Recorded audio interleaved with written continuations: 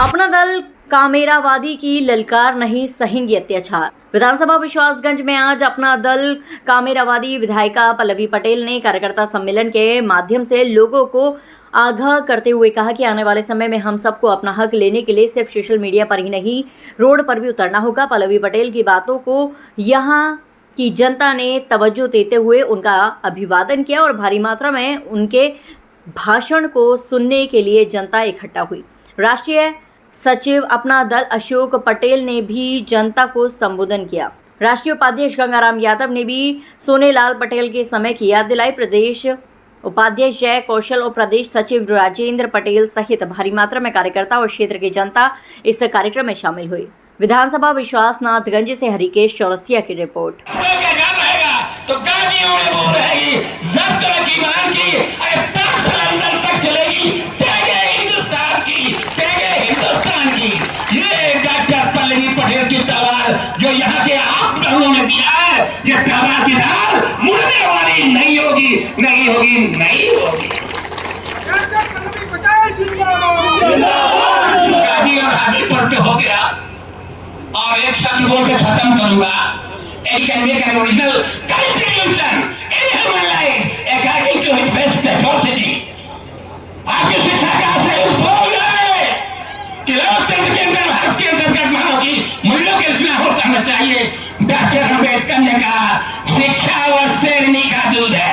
Doctor Ambedkar ने कहा शिक्षा व शेरनी का दूध है, जो पिएगा वो दहाड़ेगा। वो चीज डॉक्टर पल्लवी में है, पल्लवी में है, डॉक्टर पल्लवी में और प्रतापगढ़ के लोगों में है।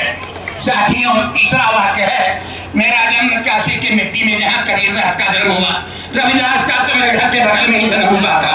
तो उसी खानदान का प्रोफेसर गंगा यादव आपके सामने बोल रहा है, आपके सामने बोल रहा है का नाती परनाती डॉक्टर पल्लवी पटेल लड़ेंगी तो प्रेम पूर्वक एक कलेजे का फूल निकालकर आपके चरणों में रख देगा।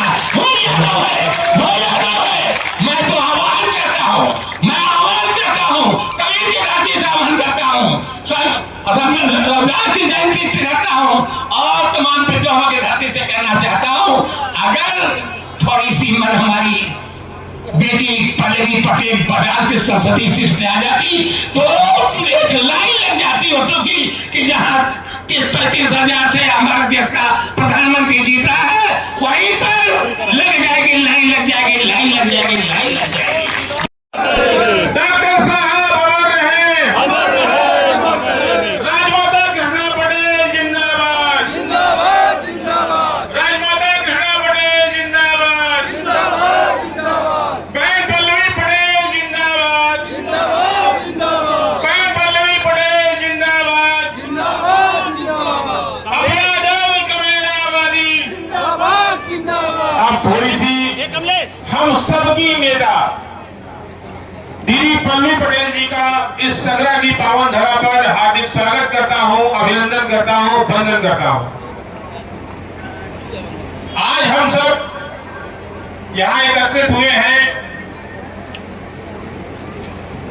अपने नेतृत्व को सुनने के लिए। इसलिए मैं भी सुनना चाहता हूं अपने नेता को, और आप सब भी यहां एकत्रित हुए हैं सुनने के लिए, तो मैं यहीं पर अपनी वाणी को विराम देता हूं। एक बार फिर से नारा लगा दीजिए बस केवल, अपना दल कामेरावादी जिंदाबाद, जिंदाबाद, बहन पल्लवी पटेल जिंदाबाद। कोई गारंटी नहीं कि 5 साल बाद वो तुम्हारा जनप्रतिनिधि बनेगा या नहीं बनेगा, लेकिन 5 साल अगर वो माननीय बन जाता है तो अपनी जिंदगी की आखिरी सांस तक उसको विधायक पेंशन मिलती है कि नहीं मिलती है? मिलती है। 5 साल की नौकरी पे जिंदगी भर की पेंशन। लेकिन इस देश का मतदाता जब वो 18 साल का होता है तब से बटन दबाना शुरू करता है, और जब तक मरता नहीं तब तक सरकार बनाने और गिराने के लिए बटन दबाता रहता है। अपनी लोकतांत्रिक ताकत, वोट की ताकत का इस्तेमाल करके सरकारें बनाता भी है और गिराता भी है। तो ये बता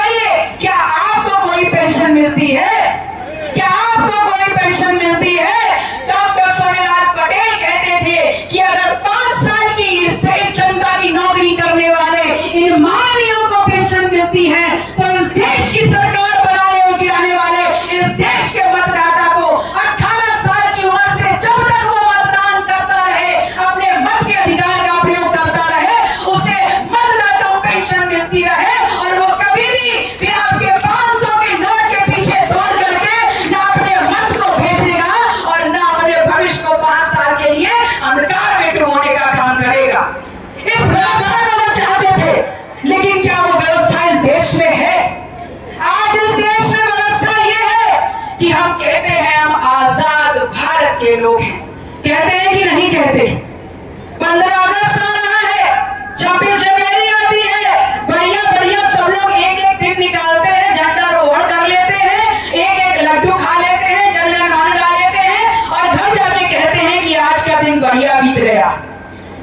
ये 26 जनवरी हो या 15 अगस्त, ये इस देश के नागरिक, हर एक नागरिक जाति और धर्म से ऊपर उठ करके आपकी नैतिक जिम्मेदारी आपको बार बार याद दिलाती है कि सिर्फ संविधान लागू होना और आप सबको बराबरी से वोट की ताकत मिल जाना आप लोगों की जिम्मेदारी का निर्वहन नहीं है, बल्कि आपकी जिम्मेदारी का निर्वहन यह है कि जिस आजादी को इस देश के हर जाति, हर धर्म, हर समाज के लोगों ने बराबरी से झेलते हुए हमको आजादी शब्द से रूबरू कराया और हमें आजाद देश का बासिंदा बनाया है, वहां हम सब की जिम्मेदारी है कि आजादी मिलने से पहले जहां हम ईस्ट इंडिया कंपनी के गुलाम थे, आज आजादी के बाद 78 साल की आजादी में आज सिर्फ सत्ता का स्थानांतरण हुआ है। वो गोरे अंग्रेजों से गुलामी निकल करके आज आजादी के इस दौर में हम गुलाम हो गए इस देश के काले अंग्रेजों के। देखिए, अपना दल के तत्वाधान में हमारी चिन्हित 60 विधानसभाओं में कार्यकर्ता सम्मेलन का आयोजन किया गया है और जिसके सापेक्ष आज प्रतापगढ़ जनपद में विश्वनाथगंज में हमारा आगमन हुआ है। ये इस कार्यक्रम का मुख्य उद्देश्य है अपने तमाम कार्यकर्ताओं से संवाद स्थापित करते हुए जनता की हर वो मुश्किल, हर वो परेशानी और हर वो मुद्दा जो कहीं हमारी दृष्टि से अगर छूट गया है, तो उन सभी मुद्दों को कलेक्ट करते हुए हमारा ये नेतृत्व का निर्णय रहेगा कि हम लोग सरकार से इस बात में सवाल पूछे, सड़क से लेकर संघर्ष करें सदन तक। आपने यूसीसी पे आपने कई सारे संघर्ष कर रहे हैं, तो आप समाज को क्या कहना चाहेंगे? जैसे आपने कहा कि सोशल मीडिया पे आपको समर्थन मिल रहा है, लेकिन आपने कहा कि आंदोलन करिए, क्या कहना चाहेंगे? देखिए, राम मनोहर लोहिया साहब ने हमेशा ये कहा था कि जब सड़कें सुनसान हो जाती हैं तो संसद आवारा हो जाता है और इसी को दृष्टिगत रखते हुए मैंने आह्वान किया कि जिम्मेदारी इस देश में जो लोकतंत्र है, लोकतंत्र प्रक्रिया से मिलने वाले हर अधिकार को बचाने की जिम्मेदारी समूचे हर समाज की है और वर्ग की है। और ऐसे में अगर अपनी जो जिंदगी की जद्दोजहद है और लुटते हुए अधिकारों को देखते हुए भी हम अपने घरों में अपने आप को सीमित करके रखेंगे तो निश्चित रूप से लोकतंत्र भी खत्म होगा, हमारे अधिकार भी खत्म होंगे। आगामी 2027 देखिए, 2027 उत्तर प्रदेश विधानसभा ये हर राजनीतिक संगठन के लिए बहुत ही महत्वपूर्ण होगा और इसलिए भी बहुत महत्वपूर्ण होगा क्योंकि उत्तर प्रदेश इस देश का वो सूबा है जो यहाँ से सीधे जो रास्ता खोलता है वो दिल्ली की राजधानी तक जाता है और ऐसे में सबसे बड़ा वो सूबा जहाँ 403 विधानसभा सीट्स हैं, जहाँ पर आबादी सबसे ज़्यादा है और जहाँ पर सबसे ज़्यादा मुद्दों की गहन चर्चा करते हुए तमाम विकल्प तलाशे जाते हैं। ऐसे में यहाँ का जो रिजल्ट निकलेगा, यहाँ की जो चुनावी रणनीति होगी वो वेस्ट बंगाल से बहुत इतर होगी, वो बिहार से बहुत इतर होगी और जो यहाँ रिजल्ट निकलेंगे वो एक नया इतिहास रचेंगे। देखिए, उत्तर प्रदेश मूलतः ग्रामीण एक क्षेत्र है और इसमें यहाँ पर सबसे ज़्यादा जो किसान हैं उनके हक और अधिकारों की पार्टी कोई राजनीतिक हक और अधिकारों की बात कोई राजनीतिक पार्टी नहीं कर रही। अपना दल ने हमेशा से ये कहा है कि आज हमारा किसान अगर खाद के लिए परेशान है, कभी बिजली के लिए परेशान है, कभी सब्सिडी के लिए परेशान है, तो यहाँ पर किसानों को ये अधिकार मिलना चाहिए कि उनकी खेत खलिहान से जुड़ी हुई क्या समस्या है, इसकी कमेटी, इसका जो उसको उद्योग का दर्जा देते हुए जो कृषि आयोग का गठन है वो किसानों के हित में किया जाए। मैडम, आप मुख्यमंत्री को अपने और उसको देखते हो, आप प्रतापगढ़ की जनता से क्या संदेश देना चाहते हैं? देखिए, मैं प्रतापगढ़ की जनता को सिर्फ यही संदेश देना चाहती हूँ कि 12 दिन में अगर सत्ता के उप मुख्यमंत्री को सिराथू से हरा सकती है तो सिर्फ जनता ने हराया और वैसे ही अगर इस प्रदेश की जनता संकल्पबद्ध होकर के अपनी लोकतांत्रिक ताकत को सही दिशा में अपने वर्तमान और भविष्य खेत खलिहानों को, शिक्षा को, पढ़ाई को दृष्टिगत रखते हुए अगर अपने वोट को कास्ट करेगी तो उत्तर प्रदेश का इतिहास भी 2027 में बदलेगा।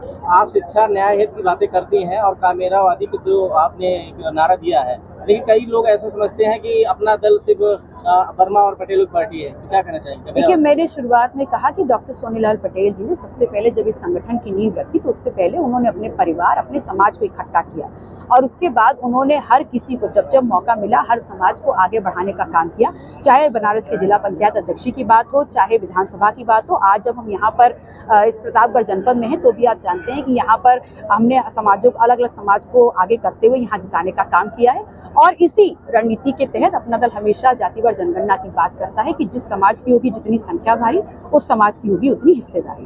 एक आखिरी सवाल, आज प्रयागराज में राहुल गांधी छात्र कार्यक्रम था, इस पर क्या आप कहना चाहेंगे? क्या इस बार युवा शक्ति राहुल गांधी के ऊपर भरोसा? देखिए, इस देश में जो युवा शक्ति है उसने अपनी ताकत और सोच बहुत ही व्यापक तरीके से प्रदर्शित कर दी है जंतर मंतर पर आंदोलन करके। इस देश का युवा अगर भारत को युवा देश बनाता है तो निश्चित तौर पर वो बहुत ही ज्यादा सचेत है अपने वर्तमान, अपने भविष्य, अपनी शिक्षा, अपने फ्यूचर को लेकर वोट कास्ट करेंगे।